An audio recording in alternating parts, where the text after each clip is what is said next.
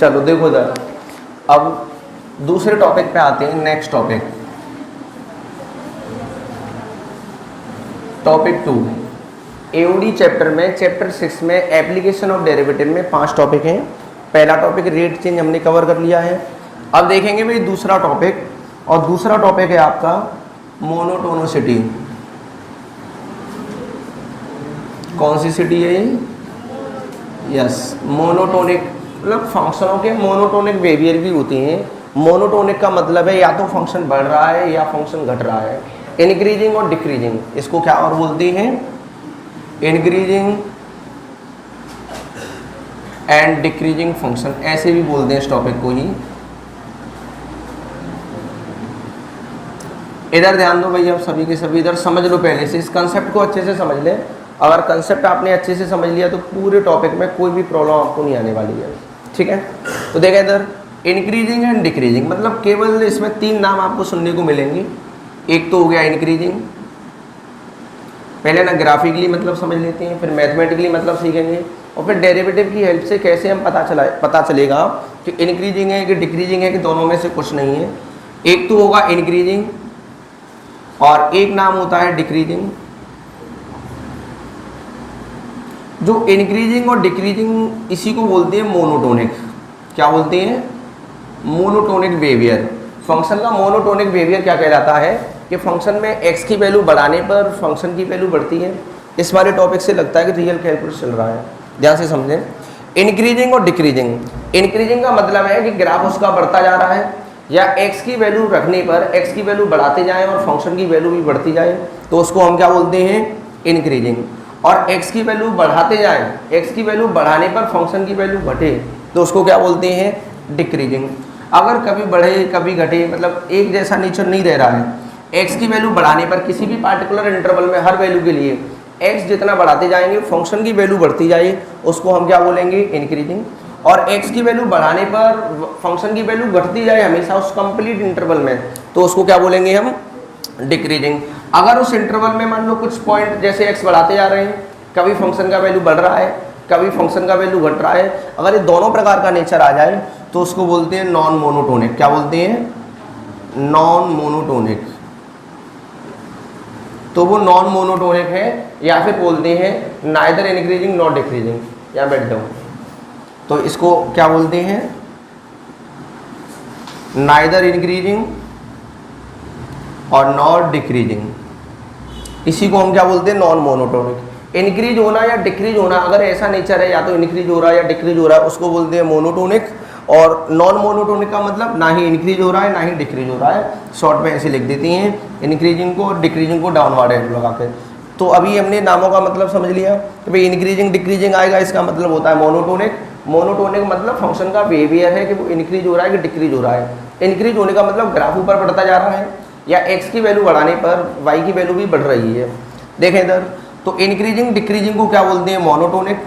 3 ही नाम सुनाई देंगे, पहला तो ये नाम, दूसरा और तीसरा। बस इन 3 नामों को ही हमें समझना है। पूरे चैप्टर में इन 3 नामों के अलावा और कोई तीसरा नाम नहीं है।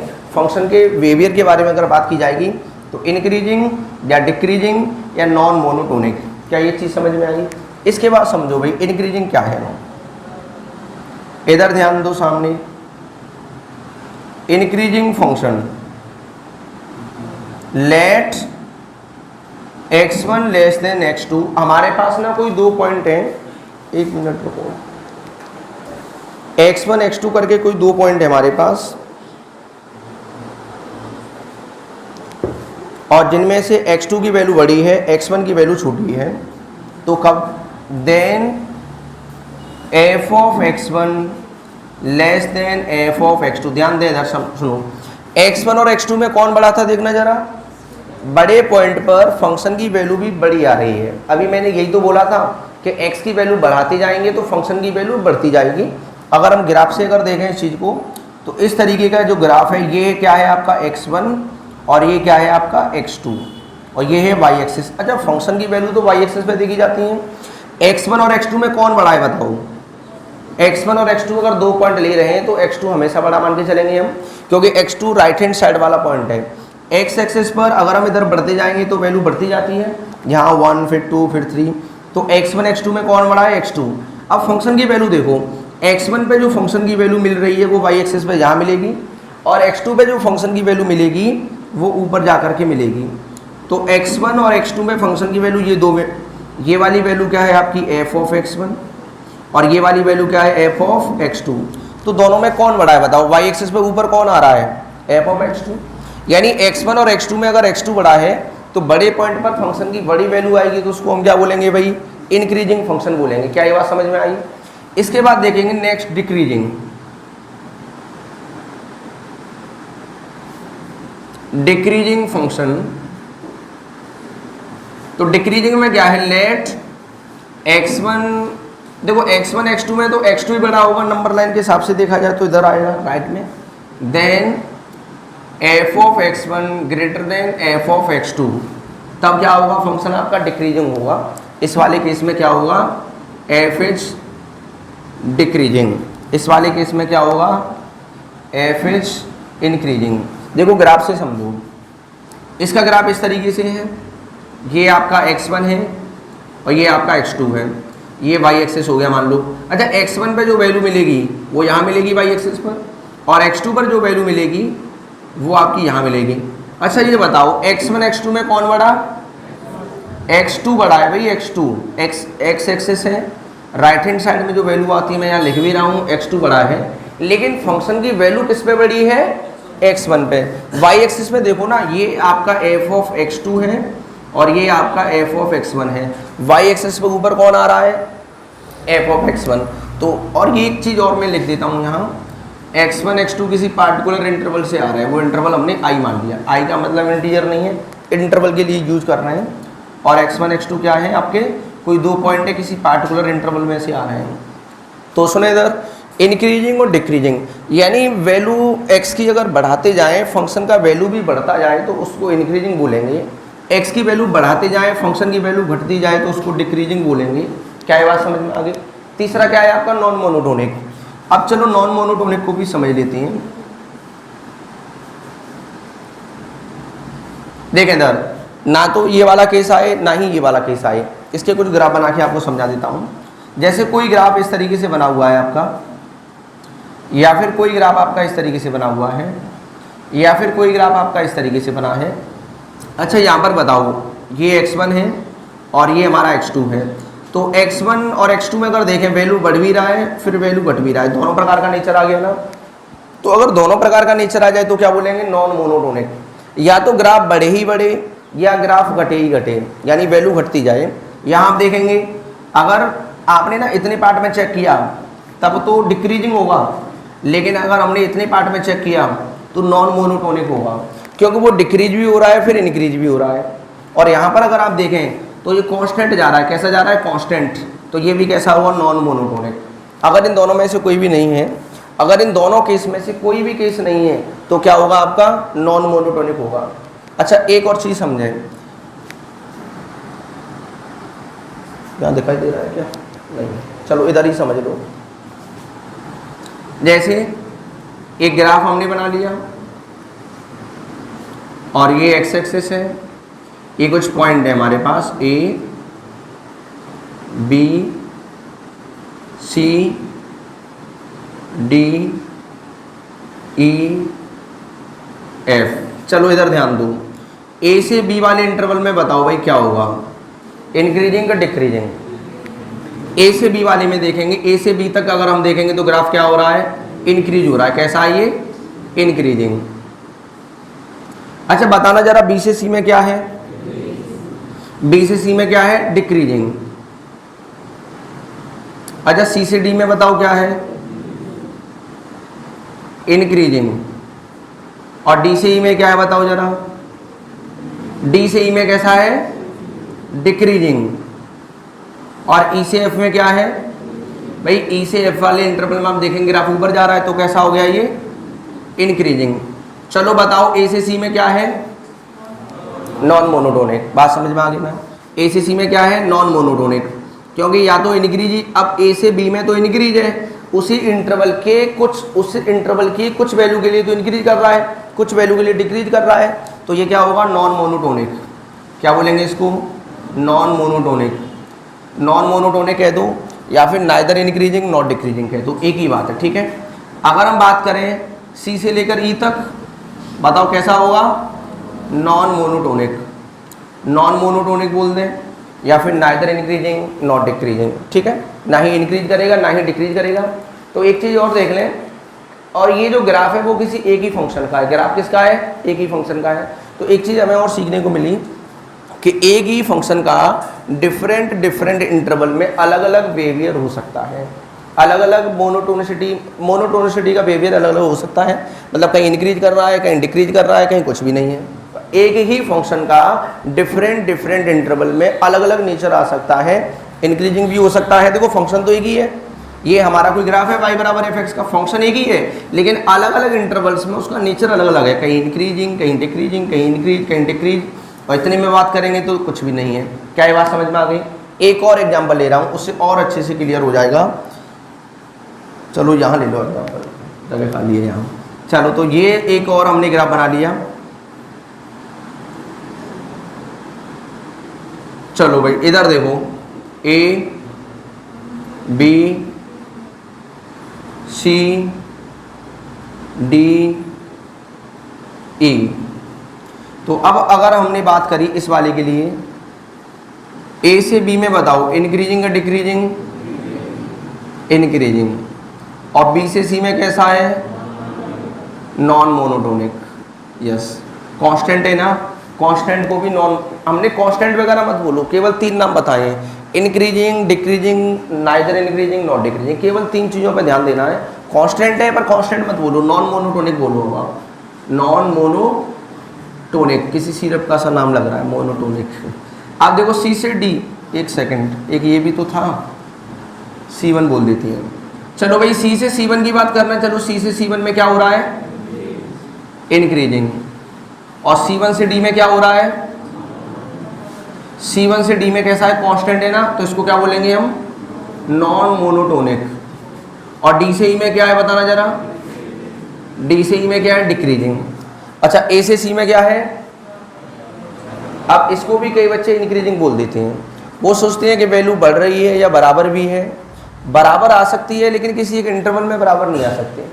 देखो इधर, अब सुने इधर, ए से मतलब डेरिवेटिव 0 हो रहा है, यहाँ पर क्या आएगा, ये एक्स एक्सिस के पैरेलल हो जाएगा, तो डेरिवेटिव 0 हो रहा है, डेरिवेटिव 0 आएगा, एक पॉइंट पे आएगा, ये चीज़ तो मैं आगे समझाने वाला हूँ, भी डेरिवेटिव भूल जाऊँ, अभी सिंपल मतलब समझा है, लेकिन हम जो चैप्टर पढ़ रहे हैं वो एप्लीकेशन ऑफ डेरिवेटिव है, डेरिवेटिव की हेल्प से कैसे पता चलेगा ये चीज़ आगे बताने वाले हैं, अभी केवल हमने इनका मतलब समझा है।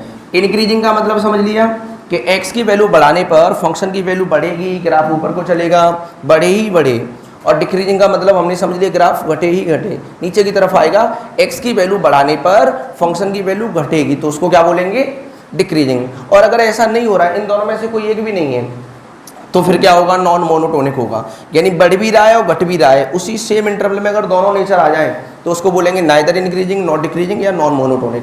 फिर मैंने एक ग्राफ बनाया आपको और अच्छे से समझ में आ जाए। फिर ए से बी की बात करी तो क्या है, इंक्रीजिंग, बी से सी में क्या हो रहा है, डिक्रीजिंग, और अगर हमने कहा ए से सी तक बताओ, यहाँ से यहाँ तक, तो इसमें आप इंक्रीज भी है और डिक्रीज भी है, तो क्या बोलेंगे उसको, नॉन मोनोटोनिक। फिर हमने यहाँ पे लिया एक एग्जाम्पल, ए से बी में क्या है, इंक्रीजिंग, और बी से सी में क्या है, नॉन मोनोटोनिक। अगर ए से सी में बात करें, अगर ए से सी में बात करें तो क्या होगा, नॉन मोनोटोनिक, कांस्टेंट नहीं रह सकता। यानी कहने का मतलब ये है, इस वाले पॉइंट पे फंक्शन की वैल्यू ये मिली, इस वाले पॉइंट पे सेम वैल्यू, मतलब फंक्शन की वैल्यू सेम नहीं आ सकती 2 पॉइंटों पर, लेकिन यहाँ तो लाखों करोड़ों पॉइंट है जिन पे फंक्शन की वैल्यू सेम आ रही है। 2 अगर पॉइंट ले रहे हैं, बिल्कुल सिंपल सा कंसेप्ट, ये सारी चीज़ें भी भूल जाओ जो मैं बता रहा हूँ, उस थॉट को सुनो। फंक्शन की सेम वैल्यू नहीं आ सकती एक से ज़्यादा पॉइंटों पर, उस पूरे इंटरवल में हर डिफरेंट पॉइंट के लिए डिफरेंट वैल्यू आनी चाहिए। अब वो डिफरेंट वैल्यू का मतलब क्या है, अगर डिफरेंट वैल्यू आएगी तो फंक्शन मोनोटोनिक होगा, एक्स की वैल्यू बढ़ाने पर फंक्शन की वैल्यू बढ़ के आ रही है तो उसको कौन सा मोनोटोनिक कहेंगे, इंक्रीजिंग। अगर एक्स की वैल्यू बढ़ाने पर उसमें इनपुट बढ़ाते चले जाए, फंक्शन की वैल्यू कम होती जा रही है तो उसको क्या बोलेंगे, डिक्रीजिंग। अगर मान लो 2 पॉइंटों पर सेम वैल्यू आ जाए या 2 से ज़्यादा पॉइंटों पर सेम वैल्यू आ जाए, जैसे आप यहाँ देखो, ये वाई एक्सिस है, तो ये तो इस वाले x के लिए फंक्शन सेम वैल्यू दे, यहाँ पे कुछ वैल्यू दे रहा है, और इस वाले x के लिए फंक्शन फिर से सेम वैल्यू दे रहा है। 2 डिफरेंट x के लिए सेम y मिल रहा है, कैसा होगा, नॉन मोनोटोनिक। यहाँ पर आप देख लो, दो डिफरेंट एक्स के लिए फंक्शन पे सेम वैल्यू मिलेगा, और यहाँ तो कुछ भी रख लेना हमेशा ही सेम मिलेगा, क्योंकि तो कांस्टेंट है, तो इसलिए कैसा होगा, नॉन मोनोटोनिक। तो अब ये जो मैं बता रहा हूँ ना, दो पॉइंटों पर सेम वैल्यू नहीं आ सकती, ये वाला पॉइंट मैं लिखा देता हूँ, और डिफरेंट डिफरेंट इंटरवल में फंक्शन का डिफरेंट डिफरेंट नेचर होता है, ये चीज़ें मैं लिखा और देता हूँ जिससे आपको याद बनी रहे। अभी तो मैंने बोल दिया फिर आप भूल जाएंगे, तो सारी चीज़ें नोट्स में लिखी रहेंगी, तो जल्दी से पहले इतना नोट कर लो, फिर आगे बढ़ते हैं। अभी हमने केवल उसका कंसेप्ट जाना है, इंक्रीजिंग का क्या मतलब है, डिक्रीजिंग का क्या मतलब है, और दोनों नहीं है तो क्या है उसका मतलब, ठीक है। जल्दी से लिखो भाई।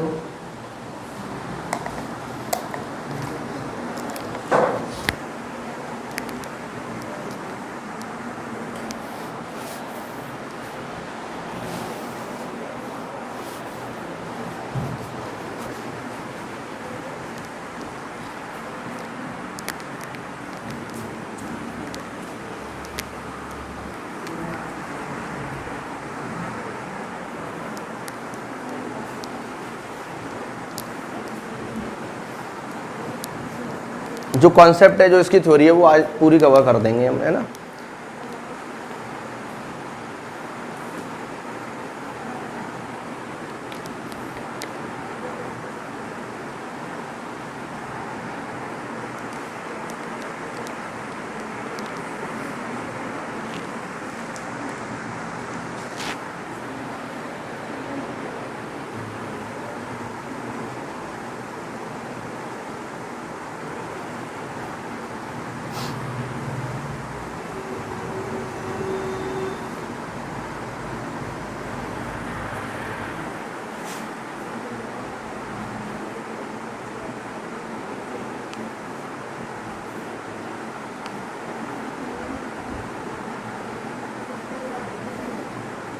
अगर रेट चेंज किसी का कोई लेक्चर रह गया या कुछ सवाल रह गए हो तो ऐप पे वीडियो है, देख सकते हैं।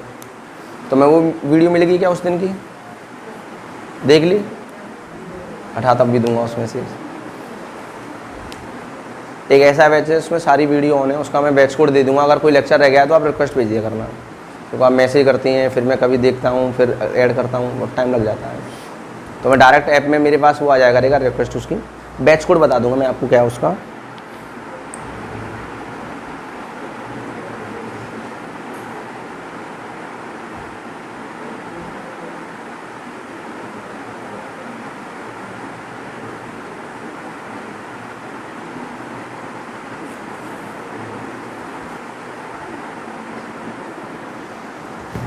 ये बैच कोड है उसका, VOD 12th 2021, VOD video on demand, समझ में आ गया, वीडियो ऑन डिमांड। तो कोई भी लेक्चर डेरिवेटिव के आपकी 21 क्लास हुई हैं, सारे 21 लेक्चर वहाँ मिल जाएंगे सिस्टमेटिक, और कुछ चैप्टर पीछे हो गए, उनके लेक्चर अपलोड किए जा रहे हैं धीरे धीरे। और 11th के लिए यहाँ 11th लगा देंगे तो 11th वाली मिल जाएगी, इस तरीके से बनाया है हमने। और जैसे ये पूरी साल का रिकॉर्डेड हो जाएगा, फिर हम एक कोर्स बना के लॉन्च करेंगे ऐप पर अपना, पूरी साल का। जैसे ऑनलाइन कोर्स भेजते हैं ना बहुत सारे टीचर्स, कोई बाहर के बच्चे हैं जैसे नहीं आ पाते हैं यहाँ, तो पूरे इंडिया के बच्चे पढ़ा करेंगे उससे फिर। तो ये बैच कोड है भाई, अगर कोई क्लास आपकी रह गई है तो आप यहाँ रिक्वेस्ट भेज सकती हैं, तभी भेजना जब आप वीडियो देख रहे हो। 1 घंटे बाद हटा दिया जाएगा, एक लेक्चर 1 घंटे का होता है या बता देना कौन कौन से लेक्चर रह गए, उतने घंटे बाद हटा दिया जाएगा।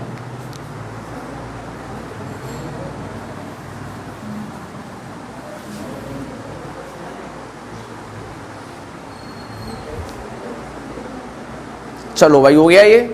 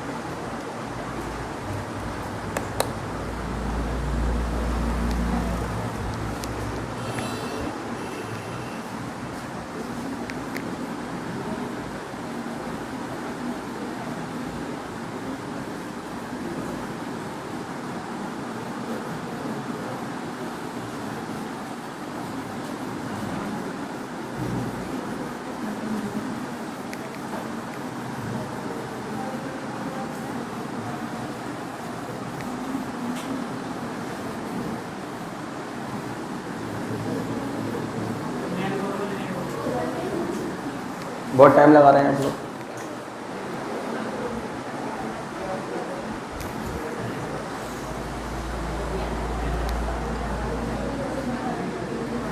नोट फर्स्ट, जल्दी देखो भाई।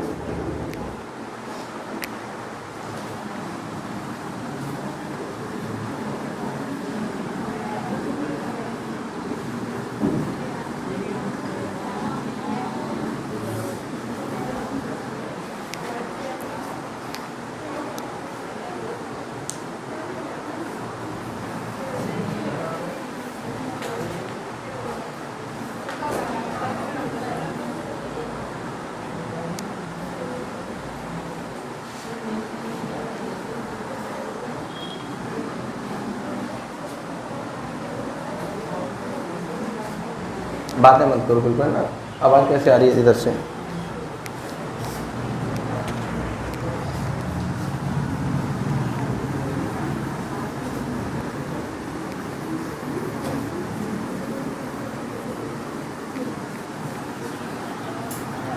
चलो भाई देखें इधर, node first, if in any interval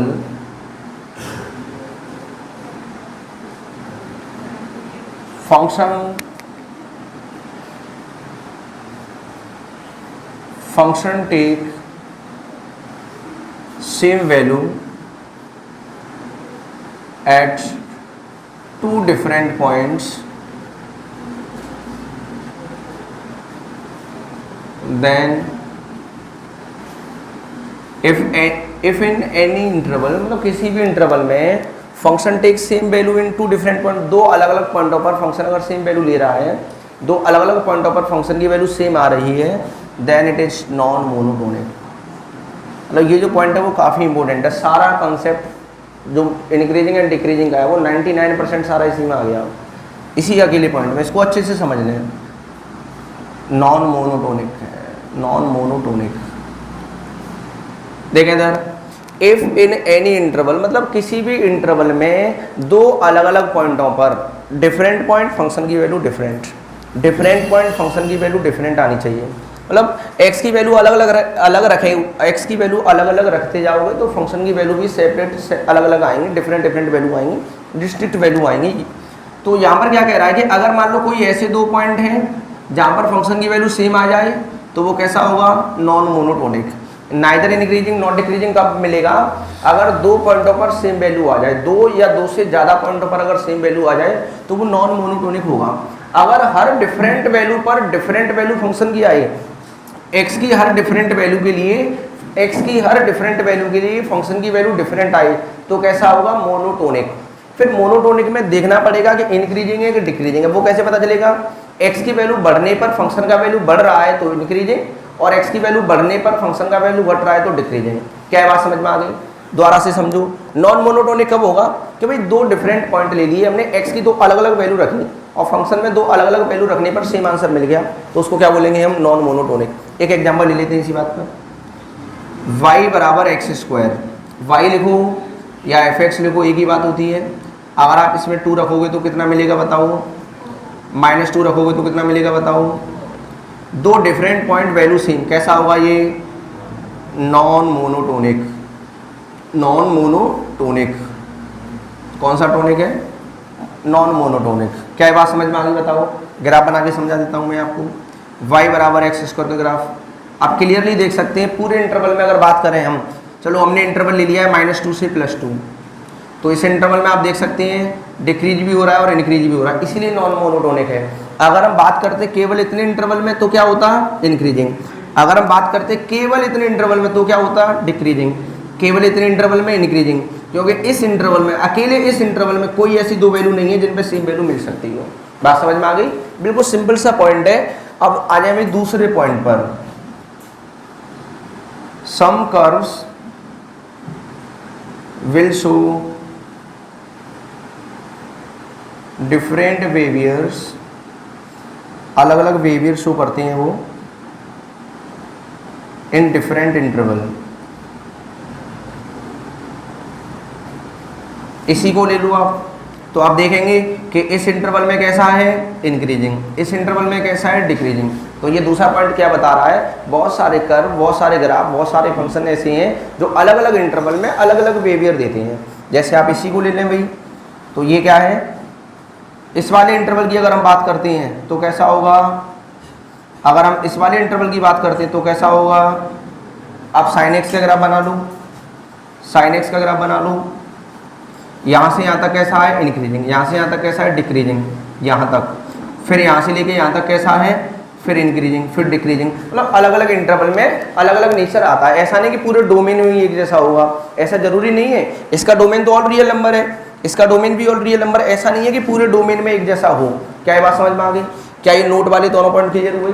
पहला पॉइंट बता रहा है कि x की अलग अलग वैल्यू रखने पर फंक्शन की वैल्यू अलग अलग आएगी तो मोनोटोनिक। अगर दो x की वैल्यू अलग अलग दो वैल्यू हमने रखी, जैसे यहाँ 2 रखा -2 रखा, वैल्यू सेम आ गई तो ऑलवेज नॉन मोनोटोनिक होगा। फिर हमने क्या बताया कि भाई कुछ ग्राफ ऐसे भी मिलेंगे, कुछ फंक्शन ऐसे भी मिलेंगे जिनका अलग अलग इंटरवल में अलग अलग नेचर रहता है, अलग अलग बिहेवियर रहता है। बिहेवियर का मतलब यहाँ मोनोटोनिसिटी से है, बढ़ना या घटना। ठीक है, चलो आगे आते हैं भाई। मोनोटोनिसिटी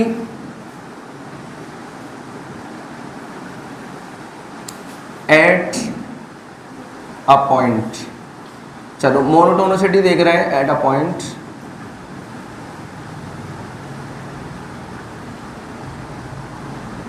चलो अब देखो पॉइंट पे कैसे देखेंगे, इंटरवल में कैसे देखेंगे।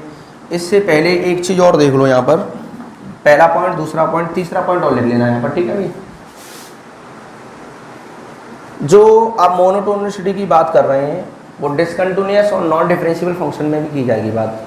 डिसकंटिन्यूअस अगर फंक्शन का ग्राफ ब्रेक हो रहा है यानी डिसकंटिन्यूअस होगा तब भी इसकी बात हम कर सकते हैं।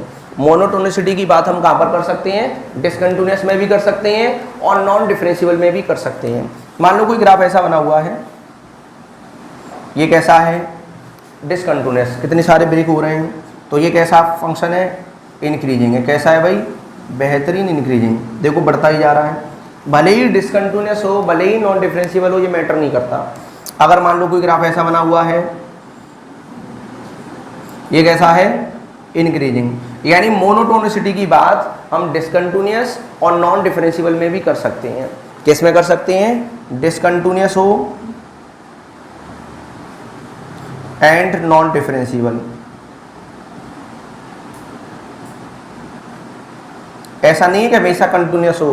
पहले पॉइंट में देखा कि x की दो अलग वैल्यू है तो फंक्शन की वैल्यू सेम आएगी तो नॉन मोनोटोनिक, अगर फंक्शन की वैल्यू डिफरेंट आएगी तो मोनोटोनिक। फिर मोनोटोनिक में भी दो टाइप है, मतलब मोनोटोनिक नेचर दो प्रकार का है, या तो इंक्रीजिंग या डिक्रीजिंग। वो पता चलेगा कि x की वैल्यू बढ़ने पर फंक्शन की वैल्यू बढ़ रही है तो इंक्रीजिंग होगा मोनोटोनिक, और अगर x बढ़ाने पर फंक्शन घट रहा है तो डिक्रीजिंग वाला मोनोटोनिक। अगर दो डिफरेंट वैल्यू पे सेम आउटपुट आ रहा है तो नॉन मोनोटोनिक। यहाँ पे बताया कि भाई कुछ ग्राफ ऐसी हैं कि जिनका अलग अलग इंटरवल में अलग अलग नेचर होता है। फिर तीसरे पॉइंट में बताया कि डिसकंटिन्यूअस और नॉन डिफरेंशिएबल अगर मिल जाएं वहाँ पर भी मोनोटोनिसिटी की बात की जा सकती है। क्या ये बात समझ में आ गई? नेक्स्ट देखो इधर, monotonicity at a given point. भाई किसी पॉइंट पर हम देखते हैं मोनोटोनिसिटी कैसे देखी जाएगी।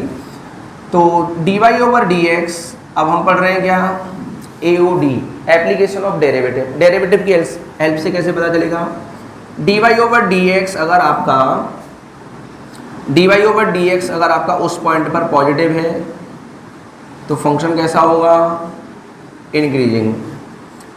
अगर dy/dx आपका उस पॉइंट पर नेगेटिव है तो फंक्शन कैसा होगा डिक्रीजिंग। और dy/dx अगर x बराबर a पर 0 है तो नॉन मोनोटोनिक मत बोल देना, हमें चेक करना पड़ेगा। यहाँ पर बहुत सारे केस बनते हैं। देखो यहाँ पर एक केस तो ये बनता है, इधर ध्यान दो भाई, इधर ध्यान दो। एक केस तो ये बनता है, ये आपका x बराबर a है, ये हमारी x एक्सिस है। एक केस ये बन सकता है, एक केस ये बन सकता है,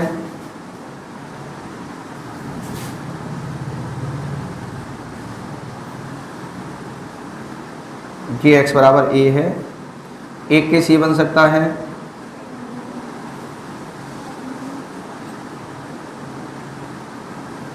इस तरीके से।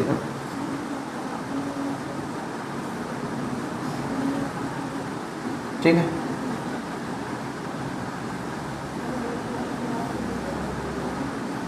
और एक केस ये बन सकता है,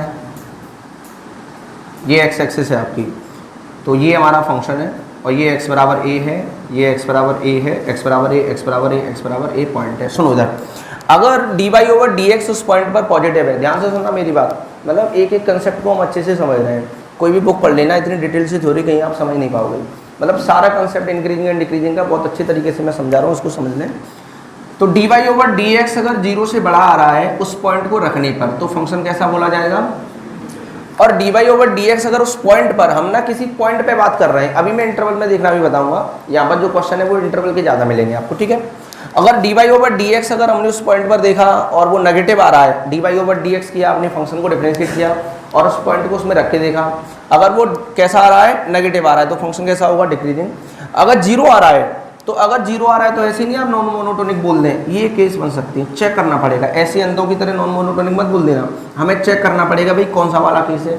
यहाँ पर देखो क्या है कि a से पहले अगर आप देखोगे f डैश a माइनस कैसा है आपका, पॉजिटिव, f डैश मतलब इससे पहले की अगर बात करेंगे तो ग्राफ इंक्रीज हो रहा है, and f dash a plus उसके आगे देखोगे तो ग्राफ डिक्रीज हो रहा है, तो ये कैसा होगा, non monotonic, non monotonic short में लिख दिया है, बात समझ में आ गई। यानी आपका जो डेरिवेटिव है ना, इससे पहले भी पॉजिटिव होता, उसके बाद भी पॉजिटिव होता तो इंक्रीजिंग होता, अगर पॉजिटिव होने पर ही तो इंक्रीजिंग हो रहा है। डेरिवेटिव f डैश भैया वही तो चीज़ है, dy ओवर dx हमने शॉर्ट में लिख दिया है, ये जो लिखा हुआ है इसको हम ऐसे भी तो लिख सकते हैं, f डैश ए पॉजिटिव हो रहा है तो फंक्शन इंक्रीजिंग, बात तो एक ही है। अच्छा यहाँ पर देखो क्या हो रहा है, a से पहले देख रहे हैं ग्राफ नीचे आ रहा है ना, तो यहाँ पे क्या हो रहा है, f डैश ए हमारा नेगेटिव है, एंड a से आगे जाओगे तो f डैश ए पॉजिटिव है, एक जैसा नेचर नहीं है, या तो इससे पहले भी ग्राफ डिक्रीज है, नेगेटिव है, तो बाद में भी नेगेटिव ही होता, लेकिन बाद में पॉजिटिव हो गया, तो कैसा होगा ये, नॉन मोनोटोनिक। अब यहाँ देखो, यहाँ पर देखो f डैश ए माइनस कैसा है, पॉजिटिव, इससे अगर हम पहले आगे देखेंगे ना, पहले तो ग्राफ ऊपर की तरफ जा रहा है, और उससे और आगे जा करके देखेंगे f डैश ए प्लस पे अगर देखेंगे तब भी कैसा है ये, पॉजिटिव, तो ग्राफ कैसा होगा ये, इस केस को इंक्रीजिंग कहेंगे, इंक्रीजिंग है लेकिन डेरिवेटिव 0 है फिर भी। अभी मैं इसका एक एग्जांपल लेके बताऊंगा। अब यहाँ पर देखो भाई, इससे पहले देखना f डैश ए माइनस कैसा है आपका, नेगेटिव, क्योंकि इससे पहले आओगे तो ग्राफ नीचे क्यों आ रहा है, और a से आगे जाएंगे फिर भी ग्राफ नीचे को जा रहा है, a से आगे जाने का मतलब हम a प्लस बोल दे रहे हैं उसको, है ना, ये भी आपका नेगेटिव है, तो ग्राफ कैसा हो गया, डिक्रीजिंग। यहाँ पर देखो इससे पहले आएंगे ग्राफ कांस्टेंट है और कांस्टेंट का डेरिवेटिव 0 होता है, एंड उससे आगे जाएंगे तब भी ये कांस्टेंट है, तब भी 0 है, तो कैसा होगा, नॉन मोनोटोनिक। दोबारा से समझ लो भाई, monotonicity at a given point, अगर किसी एक पॉइंट पर अगर हमें मोनोटोनिसिटी देखना है तो dy ओवर dx उस पॉइंट पे पॉजिटिव आएगा तो इंक्रीजिंग, नेगेटिव आएगा तो डिक्रीजिंग, 0 आए तो चेक करना पड़ेगा कौन सा केस बन रहा है। 0 अगर आ जाए तो सुनो क्या होगा, a से पहले देखो इंक्रीजिंग, a के बाद देखो डिक्रीजिंग, मतलब डेरिवेटिव आपका नेगेटिव, वो कैसा होगा, नॉन मोनोटोनिक। या तो दोनों तरफ बढ़ता या दोनों तरफ घटता तो मोनोटोनिक होता, दोनों तरफ बढ़ता तो इंक्रीजिंग, दोनों तरफ घटता तो डिक्रीजिंग, लेकिन ये बढ़ रहा है फिर घट रहा है तो नॉन मोनोटोनिक, ये घट रहा है फिर बढ़ रहा है तो नॉन मोनोटोनिक। इससे पहले f डैश ए माइनस भी पॉजिटिव बढ़ रहा है और a के आगे भी ये ऊपर को ही बढ़ रहा है, लगातार बढ़ रहा है ना, तो क्या होगा, इंक्रीजिंग। अब यहाँ पे देखो, यहाँ पे घट रहा है और यहाँ पे भी घट रहा है, दोनों नेगेटिव है, इससे पहले भी डैश नेगेटिव, इसके आगे भी f डैश नेगेटिव, तो कैसा होगा, डिक्रीजिंग होगा, और ये कांस्टेंट है, ना बढ़ रहा है ना घट रहा है, तो ये कैसा होगा, नॉन मोनोटोनिक। क्या ये बात समझ में आ गई। अच्छा डेरिवेटिव निकाला है, इसका मतलब ये कैसा फंक्शन होगा भाई, differentiable. Differentiable and continuous function की बात हो रही है। अब आप कहेंगे सर फंक्शन अगर डिफरेंशिएबल ना हो तो कैसे पता चलेगा, आइए उसको भी देखते हैं। कुछ ग्राफ ले लेता हूँ, कुछ एग्जाम्पल ले लेता हूँ, उससे आप समझ लो।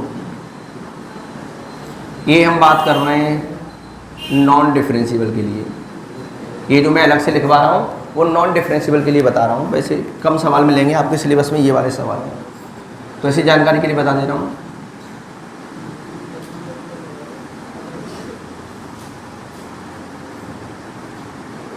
चलो कुछ एग्जाम्पल ले लेते हैं, ठीक है।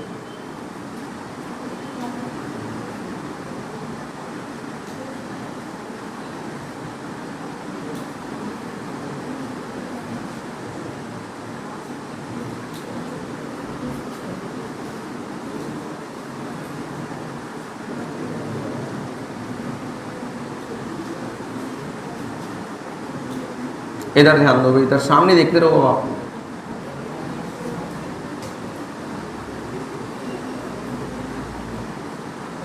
चलो 3 एग्जांपल काफ़ी है। इधर देखो, ये d y over d x किसका निकलेगा? जब फंक्शन डिफरेंशिएबल होगा तभी तो उसे डिफरेंशिएट कर पाएंगे।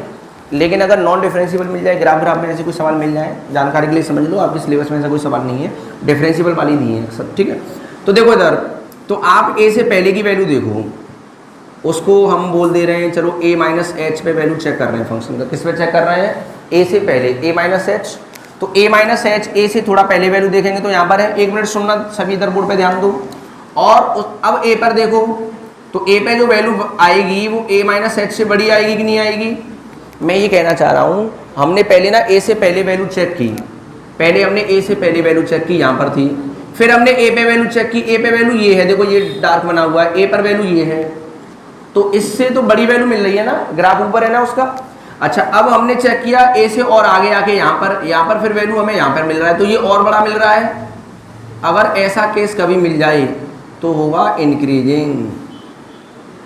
ए से पहले वैल्यू देखो, फिर ए पे वैल्यू देखो, या ए से फिर ए से आगे देखो, तो वैल्यू बढ़ेगी। पहले वैल्यू जो आई है उससे बड़ी ए पे आएगी, फिर और आगे चलेंगे तो और बड़ी आएगी, तो क्या बोलेंगे उसको? इंक्रीजिंग। अब सुनो, इधर इधर क्या हो रहा है, ए से पहले वैल्यू देखेंगे तो कहाँ पर है? यहाँ पर, इधर ध्यान दो सभी। और फिर हमने ए पे वैल्यू देखा, तो ए पे वैल्यू तो इससे छोटा आएगा ना, साइन चेंज हो गया, ये बड़ा है ये छोटा है। फिर हमने क्या किया, और आगे जाके देखा तो और छोटा वैल्यू आ गया, तो इस केस को क्या बोलेंगे? अगर इन दोनों में से कोई भी नहीं है तो नॉन मोनोटोनिक। अब यहाँ देखना, ए से पहले वैल्यू ये थी, और फिर ए पे वैल्यू यहाँ है सबसे बड़ी, और फिर और आगे जाएंगे तो फिर उससे छोटी वैल्यू आ गई, तो ये भी नहीं बन पाया ना ये बन पाया, तो क्या होगा? ये नॉन मोनोटोनिक। बिल्कुल सिंपल। अच्छा, आपने 11वीं क्लास में पढ़ा हुआ एक फंक्शन, सिग्नम फंक्शन। कैसा फंक्शन? और आपने एक्सरसाइज भी की है, तो वहाँ इसके सवाल भी दिए थे। डिसकंटिन्यूटी दिखाई थी हमने, सिग्नम फंक्शन को बताया था डिसकंटिन्यूअस होता है, और डिसकंटिन्यूअस है तो वो नॉन डिफरेंशिएबल भी होगा। जब फंक्शन डिफरेंशिएबल नहीं है तो मोनोटोनिसिटी की बात यहाँ पे की जा सकती है, और इसका जो ग्राफ बनता है वो इस तरीके से बनता है, यहाँ पे डार्क और ये -1 और ये +1 और 0 पे यहाँ वैल्यू मिलती है। बताओ इंक्रीजिंग है कि डिक्रीजिंग? बताइए। फंक्शन नॉन डिफरेंशिएबल है फिर भी मोनोटोनिसिटी की बात की जा सकती है। अब आप ये बताओ ये कैसा है, इंक्रीजिंग है कि डिक्रीजिंग है? इंक्रीजिंग है। आप देखो इधर 0 से पहले देखो, डिफरेंशिएबिलिटी यहीं पर तो नहीं है, और 0 पर हाँ पॉइंट और दिया जाएगा। मैं आपसे ये और पूछ रहा हूँ, x बराबर 0 पे बताओ, कहाँ पे बताओ? 0 पर। तो 0 से पहले आप आएंगे तो वैल्यू यहाँ मिल रही है, 0 पे वैल्यू और बड़ी मिल रही है 0, और 0 से आगे आएंगे तो वैल्यू फिर 1 मिल रही है। तो 0 से पहले जो वैल्यू थी उससे बड़ी वैल्यू 0 पे आई, और उससे बड़ी वैल्यू 0 से आगे चलने पे आई, तो कैसा होगा? इंक्रीजिंग। नहीं समझ में आए तो कोई दिक्कत नहीं, सवाल इसके है नहीं, ये वाले क्वेश्चन आपको मिलेंगे, और वो भी इंटरवल वाले मिलेंगे। तो जल्दी से इसको लिखो, फिर आगे बढ़ते हैं।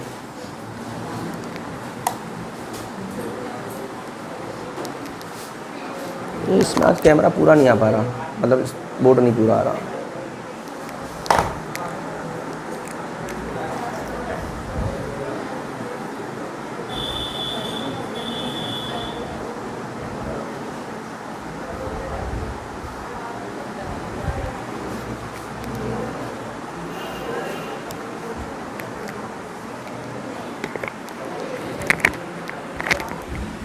और भी जैसे ही हम और इलस्ट्रेशंस लेंगे ना, सवाल लेंगे, क्वेश्चन लेंगे, फिर और अच्छे से कंसेप्ट क्लियर हो जाएंगे। बिल्कुल सिंपल सा टॉपिक है। पहले वही सवाल कराऊंगा जो 4-6 नंबर के आपके आते हैं, 1-1 नंबर वालों को फिर बात। हमने जो सीट बनाई है वो ऐसी बनाई है, सीट आपको मंडे को मिल जाएगी, कल आपकी छुट्टी रहेगी। तो वर्कशीट में स्टार्टिंग में वो लॉन्ग क्वेश्चन है, बिल्कुल सिस्टमेटिक में ऐसे ही कराता हूँ हर साल।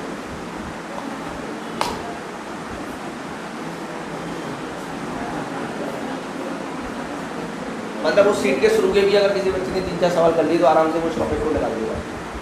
शुरू के जो 3-4 सवाल होंगे वो काफ़ी इंपॉर्टेंट होंगे। सवाल मिलेंगे 20-30, तो बच्चे अक्सर स्टार्टिंग की कुछ ही कर पाते हैं, फिर छोड़ देते हैं। शुरू में थोड़ा सा जोश रहता है, पहले दूसरे दिन नहीं टॉपिक, उस हिसाब से बनाइए तो जोश में आप आराम से टॉपिक को कवर करें। तो जो बोर्ड में सवाल आते थे तो वही स्टार्टिंग में वही।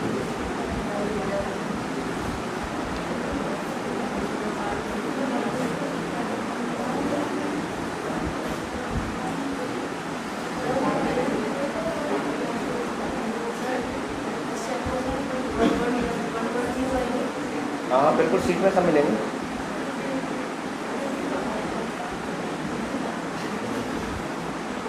अब आपको लग रहा होगा ग्राफ वगैरह की कितनी इंपॉर्टेंस है, जो 11th में ग्राफ सिखाती हैं, तो ग्राफ से क्या है और अंडरस्टैंडिंग अच्छी हो जाती है। साइन एक्स का ग्राफ आप बना दूँ तो तुरंत पता चल जाएगा किस इंटरवल में इंक्रीजिंग है, कहाँ पे डिक्रीजिंग है, तो मतलब कैलकुलस और आसान हो जाती है ग्राफ से। आप सिग्नल फंक्शन का ग्राफ अपने बना लिया तुरंत पता चल गया इंक्रीजिंग है कि डिक्रीजिंग है, तो इसलिए ग्राफ बहुत ज़रूरी है।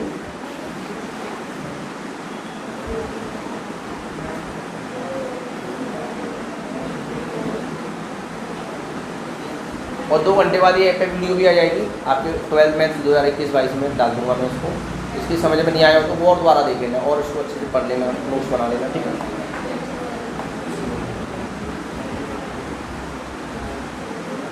और जो क्वेश्चन है वो मंडे से करना स्टार्ट हो जाएंगे, सीट मंडे को मिल जाएगी। आज तो थ्योरी चलेगी, कंसेप्ट ही चलेंगे इसके।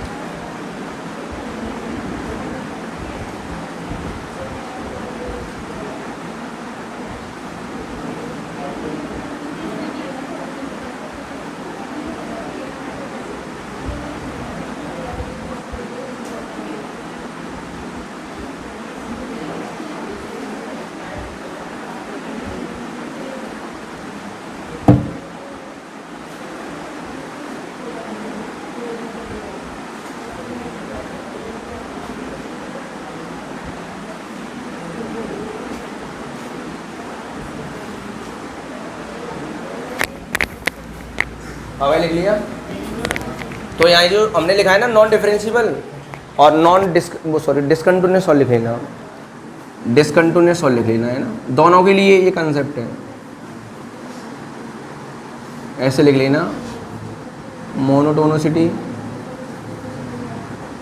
Eight non differentiable and discontinuous function, ऐसे हेडिंग डाल लेना। ये तो एक पॉइंट पर हो गया, वो बताया है, फिर नॉन डिफरेंशिएबल और डिस्कंटिन्यूटी में कैसे देखना है।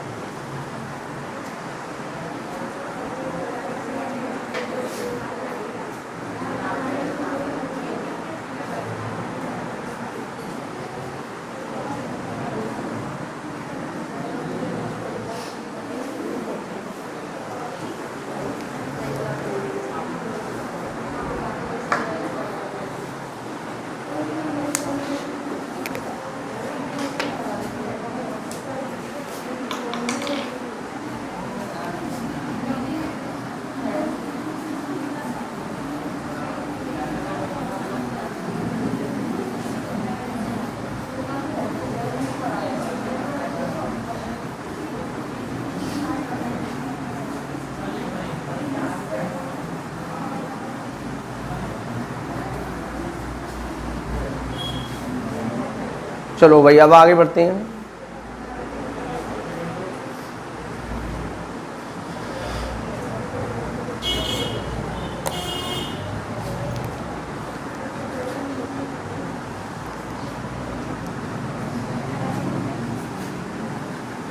लिख लिया सभी ने?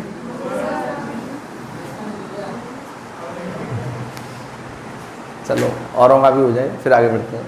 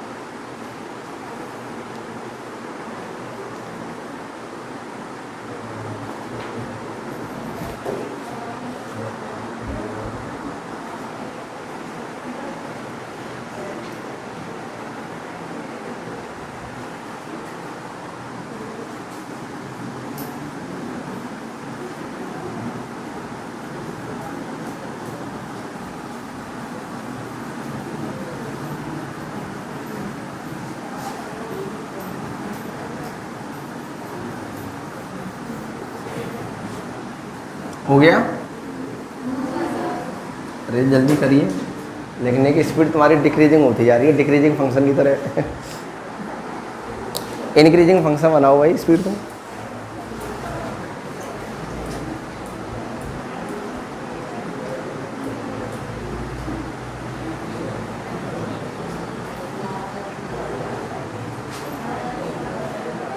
ये इंक्रीजिंग है, बोल तो दिया था मैंने, लिख और देता हूँ।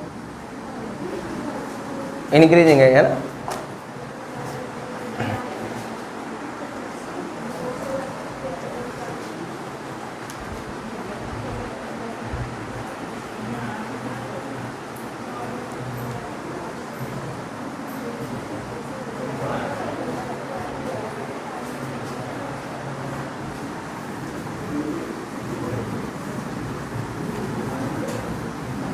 चलो भाई अब आगे बढ़ते हैं। देखो इधर ध्यान दो, सामने मोनोटोनिसिटी इन एन इंटरवल। अब इंटरवल में बात करते हैं और इसके बहुत ज़्यादा क्वेश्चन पूछे जाते हैं, इसी के सबसे ज़्यादा क्वेश्चन पूछे जाते हैं। पॉइंट वाले भी बहुत कम मिलेंगे, कोई एक दो सवाल होगा, मतलब पूरी जो एक्सरसाइज है वो इसी पर बेस्ड है, मोनोटोनिसिटी इन एन इंटरवल। अब सुनना ध्यान से, अगर कोई हमें फंक्शन दिया है y बराबर एफ एक्स, तो हम क्या करेंगे, सबसे पहले डेरिवेटिव ही तो निकालेंगे, और वो डेरिवेटिव कैसा होगा, ग्रेटर देन और इक्वल टू 0।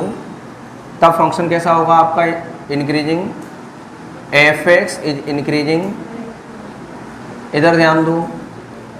और dy ओवर डी एक्स अगर आपका नेगेटिव होगा तो F x is decreasing.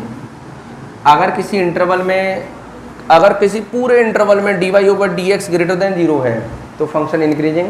Complete interval में कोई भी वैल्यू रखने पर dy ओवर डी एक्स की वैल्यू नेगेटिव आ रही है, क्योंकि हम पढ़ रहे हैं एओडी, तो हम अभी जो चीज़ें बताई थी ना वो तो ज्योमेट्रिकल मीनिंग थे, कुछ ग्राफिकल मीनिंग थे, उनका कोई यूज नहीं है। जो सबसे ज़्यादा यूज होगा वो 90% इस चीज़ का यूज होगा। बाकी बेसिक चीज़ें, फंडामेंटल चीज़ें तो याद रहेंगी तो और अच्छा है।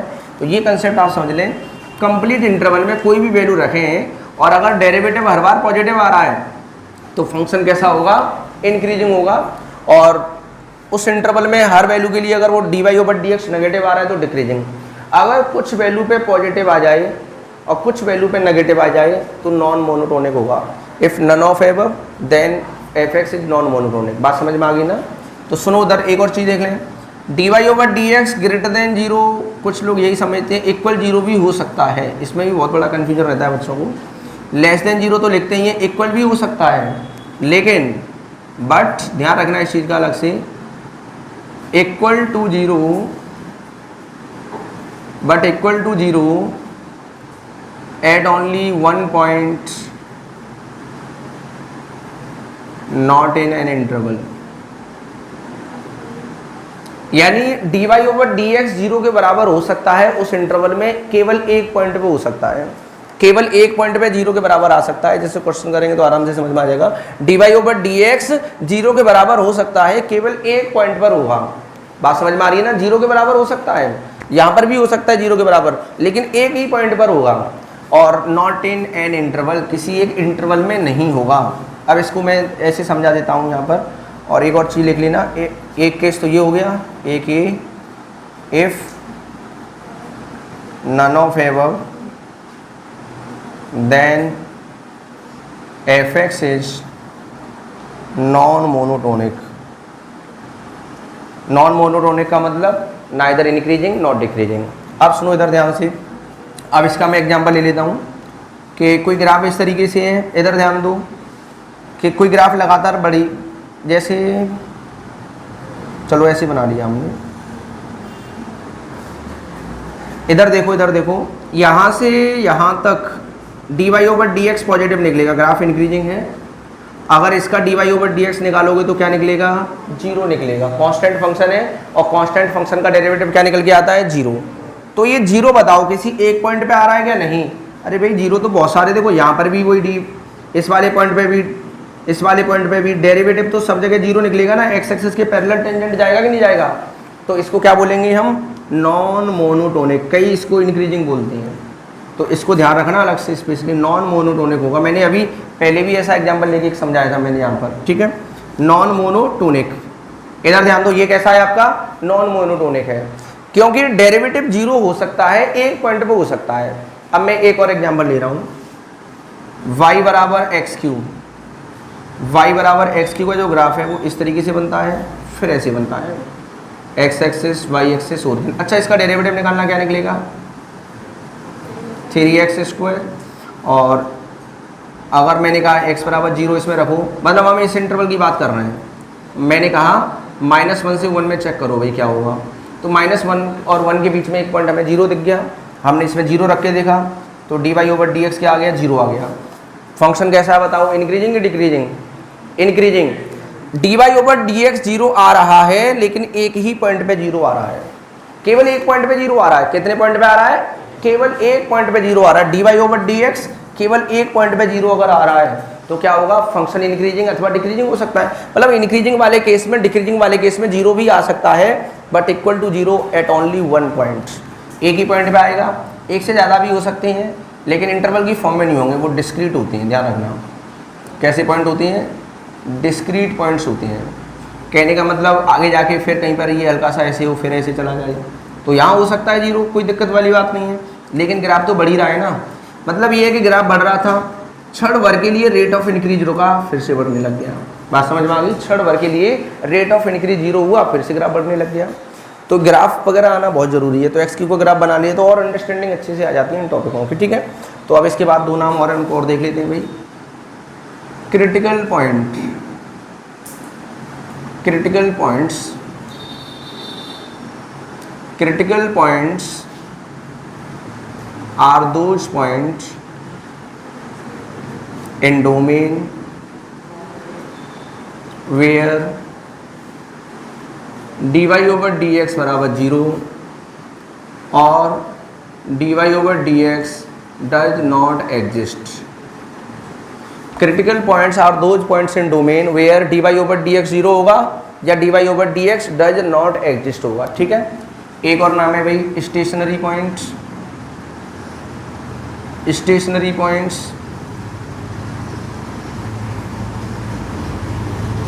Stationary points are those points, short में लिख दिया है पॉइंट्स को, इन डोमेन